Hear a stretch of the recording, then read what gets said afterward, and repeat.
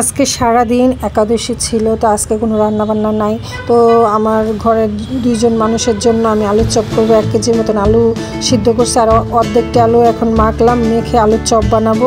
বাদাম টাদাম সব মশলা দিয়ে এবং সূর্যমুখী সানফ্লাওয়ার সূর্যমুখী তেলটা দিয়ে একাদশী দিন রান্না করবো, কারণ অন্য তেল দেওয়া যায় না এবং অন্য লবণ দেওয়া যায় না।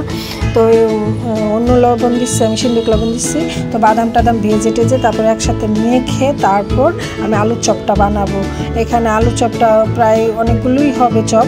তো এখানে তারপর আমি আলুর চপটা গুল গুল করে বানিয়ে তারপর খুব লাল লাল করে ভেজে এবং সালাদ দিয়ে এটা খেয়ে দেখো খুবই স্বাদ লাগবে এবং মচমচে করে আলুর চপটা ভাজবে, খুব ভালো লাগবে। তো এত বড় একটা ডাব নিয়ে আসছে, কয়দিন ধরে নিয়ে আসছে। ডাবটা কাটতে এত কষ্ট হয়েছে বলার বাইরে। তো ডাবটা আমি কাটলাম, আমার ভীষণ একটা প্রিয় ফল এটা, আমার খেতেও ভালো লাগে। প্রচুর পরিমাণে জল হয়েছে। তো এখানে দেখো আমার বুকু শোনার জন্য এখানে আমি প্রায় দুধ বসাই দিচ্ছি। তো দুধটা আমি ছানা করব আজকে। দুধটা ছানা করার কারণ হলো আমি আজকে রাত্রে বুকু সোনাকে বেশিরভাগ আমি একটু ছানা দেওয়ার চেষ্টা করি, কারণ দই পাততে পারি না। দই পাতলে গরমের দিন নষ্ট হয়ে যায়, এই জন্য দইটু কমে দিই। একটু দুধ আর বুকু সোনাকে ছানা বানিয়ে দিই। ভালো থেকে ওটা